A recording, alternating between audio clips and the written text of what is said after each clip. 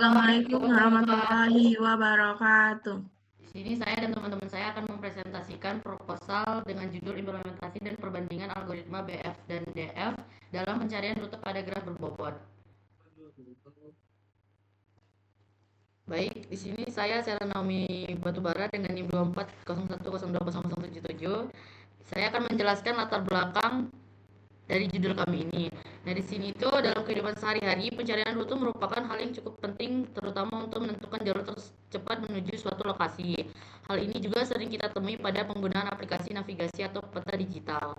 Dengan adanya sistem pencarian ini, seseorang dapat lebih mudah menentukan jalur yang akan dilalui sehingga dapat menghemat waktu dan perjalanan.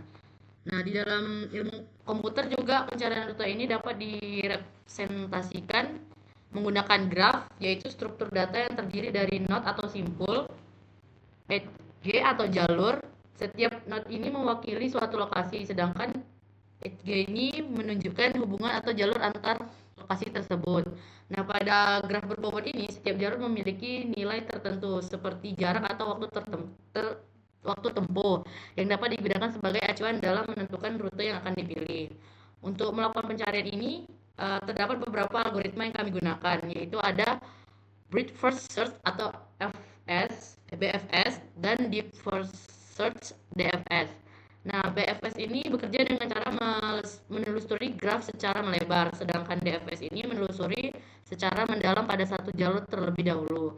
Karena perbedaan cara kerja tersebut, hasil yang diperoleh juga akan berbeda. Oleh karena itu, pada kegiatan ini kami akan melakukan implementasi dan perbandingan antara algoritma BFS dan DFS untuk mengetahui perbedaan hasil dalam pencarian rute pada graf tersebut. Nah, di sini ada landasan teorinya, ada graf dan graf berbobot. Nah, graf itu merupakan struktur data yang terdiri dari simpul dan sisi yang digunakan untuk mempresentasikan hubungan antara objek dalam pencarian rute. Graf juga digunakan untuk memodelkan lokasi sebagai node dan jalur sebagai edge. Nah, graf berbobot itu bermaksud adalah graf yang setiap sisinya memiliki nilai tertentu seperti jarak atau waktu tempuh. Nilai ini juga digunakan untuk menentukan jalur yang terbaik. Nah, yang B ini ada algoritma BFS. BFS ini merupakan algoritma pencarian yang bekerja dengan menelusuri simpul secara melebar berdasarkan tingkat kedekatan. Algoritma ini juga menggunakan struktur data antrian. Nah, karakteristik BFS-nya itu ada 3, yaitu menelusuri node secara berlapis atau level. Yang kedua itu cenderung menghasilkan jalur lebih pendek. Yang ketiga itu menggunakan memori lebih besar. Nah, yang C itu ada DFS. DFS ini algoritma yang bekerja dengan menelusuri satu jalur secara mendalam sehingga mencapai titik akhir, kemudian kembali lagi atau backtracking. Algoritma ini juga menggunakan stack atau rekursi. Nah, ini juga memiliki 3 karakteristik, yaitu menelusuri satu jalur sampai dalam, yang kedua tidak selalu menghasilkan jalur terpendek, dan yang ketiga itu lebih menghemat memori dan kondisi tertentu. Nah, maksud dan tujuan dari proposal kami buat ini adalah sebagai rencana kegiatan penelitian untuk mengimplementasikan serta membandingkan algoritma BFS dan DFS dalam pencarian rute pada graf berbobot. Nah, selain itu juga proposal ini bertujuan memberikan gambaran mengenai proses perancangan sistem kami, cara kerja algoritmanya, dan juga serta hasil yang diterapkan dari penelitian yang kami lakukan. Lalu tujuannya itu adalah memahami konsep graf dalam pemrograman dan mengimplementasikan algoritma BFS dan DFS, melakukan analisis cara kerja BFS dan DFS dalam pencarian rute, lalu membandingkan hasilnya itu dari kedua algoritma ini dan membangun sebuah aplikasi berbasis web. Nah, selanjutnya ini dilanjutkan oleh Salsa Nabila. Selanjutnya saya akan menjelaskan tentang perancangan sistem. Nah, pada perancangan sistem ini terdapat representasi graf. Dengan node itu kami membuat ada 6 node atau 6 lokasi. Yang pertama ada node A, yaitu sebagai Batu 10, node B itu RSUP, node C itu Batu 8, node D Kampung Bugis, node E Kota Piring, dan node F adalah Senggarang. Dan yang kedua adalah edge-nya atau sisi dengan sisi AB, AC, BD, CE, DF, dan EF. Nah, juga kami udah menerapkan masing-masing bobot untuk semua node-nya ini. Yang pertama ada AB itu 2 km bobotnya, AC bobotnya 3 km, BD bobotnya 4 km, CE bobotnya 2 km, DF bobotnya 3 km, dan yang terakhir EF bobotnya 5 km. Selanjutnya saya para Amelia akan menjelaskan tentang alur sistem. Yang pertama itu user memasukkan lokasi awal dan tujuan. Yang kedua sistem memvalidasi input. Yang ketiga sistem membaca data graf. Yang keempat sistem menjalankan algoritma BFS dan DFS. Dan yang terakhir itu sistem menampilkan hasil rute. Nah, pada alur sistem ini juga ada input, proses, dan output. Yang pertama itu input itu lokasi awal dan tujuan. Yang kedua itu ada proses, pengolahan graf dan algoritma BFS dan DFS. Dan yang ketiga itu ada output, itu rute perjalanan dan perbandingan hasil. Selanjutnya akan dijelaskan oleh teman saya. Saya Sasa Tania Putri dengan NIM 66 akan menjelaskan cara kerja algoritmanya. Yang pertama itu adalah BFS. Nah, algoritma BFS atau Bird First Search. Jadi ini tuh dimulai dari node awal. Jadi rute awal kami tempatkan di Batu 10.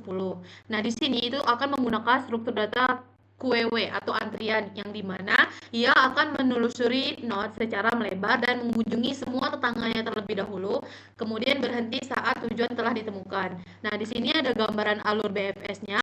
Jadi kalau misalnya titik, anggaplah yang A ini sebagai titik awalnya, yaitu Batu 10. Nah, jadi nanti si A ini bakal ke B dan yang F ini tuh rute terakhirnya, rute tujuan kami yaitu Senggarang.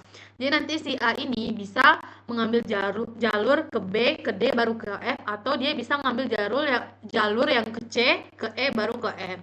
Nah, sedangkan DFS yaitu algoritma Depth First Search, ini tuh dimulai dari node awal juga, Batu 10, titik awal kami. Nah, di sini itu menggunakan stack atau rekursi, yang dimana dia tuh menelusuri jalur sampai ke dalam dulu. Nah, jika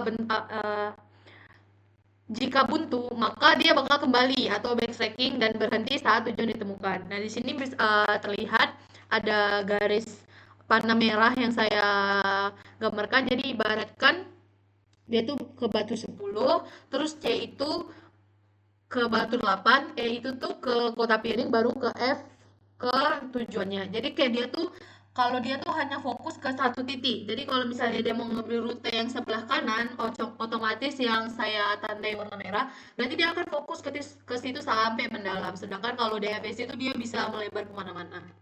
Oke, selanjutnya itu ada rencana implementasi yang dimana sistem akan dibuat itu berbasis web sederhana. Itu akan menggunakan bahasa pemrogramannya itu Python dan backendnya itu Flex. Sedangkan frontendnya itu kami akan menggunakan HTML dan juga CSS. Nah, untuk sistemnya itu kita menggunakan sistem berbasis web sederhana. Saya Nurinda Sari, akan menjelaskan bagaimana cara kami menguji program kami. Salah satunya itu ada pengujian sistem. Dengan jenis pengujian itu pertama ada pengujian input lokasi. Pengujian lokasi itu memastikan dapat dimasukkan dengan benar. Lalu ada pengujian algoritma BFS juga DFS.